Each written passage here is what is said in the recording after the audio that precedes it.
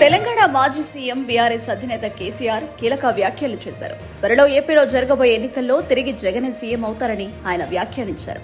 ఓ ప్రముఖ వార్తా ఛానల్కి ఇచ్చిన ఇంటర్వ్యూలో కేసీఆర్ ఈ వ్యాఖ్యలు చేశారు.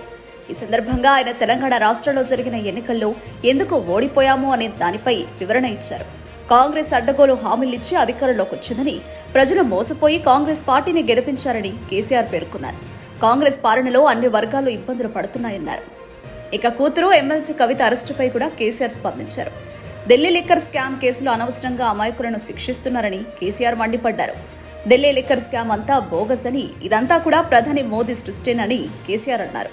లిక్కర్ స్కామ్లో ₹1 కూడా రికవరీ చేయలేదు. నా కూతురు కవితకు ఏమీ తెలియదని, లిక్కర్ స్కామ్తో కవితకు ఎలాంటి సంబంధం లేదన్నారు. ఈ కేసులో నా కూతురు కవితతో పాటు ఢిల్లీ సీఎం కేజ్రీవాల్ కూడా కడిగిన ముత్యంలా బయటకు వస్తారని కేసీఆర్ ధీమా వ్యక్తం చేశారు.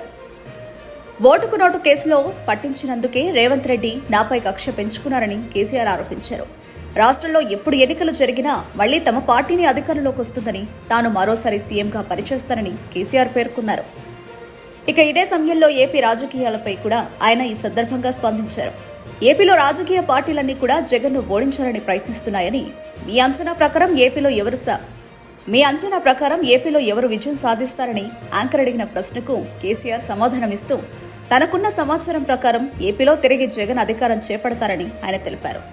జగన్ గన్ షాట్ గా గెలుస్తాడని కేసీఆర్ ధీమా వ్యక్తం చేశారు. ఎవరు అదృష్టం బాగుంటే వారు గెలుస్తారు. మాకు వస్తున్న సమాచారం అయితే మళ్ళీ జగన్ గారు గెలుస్తారని వస్తున్నది.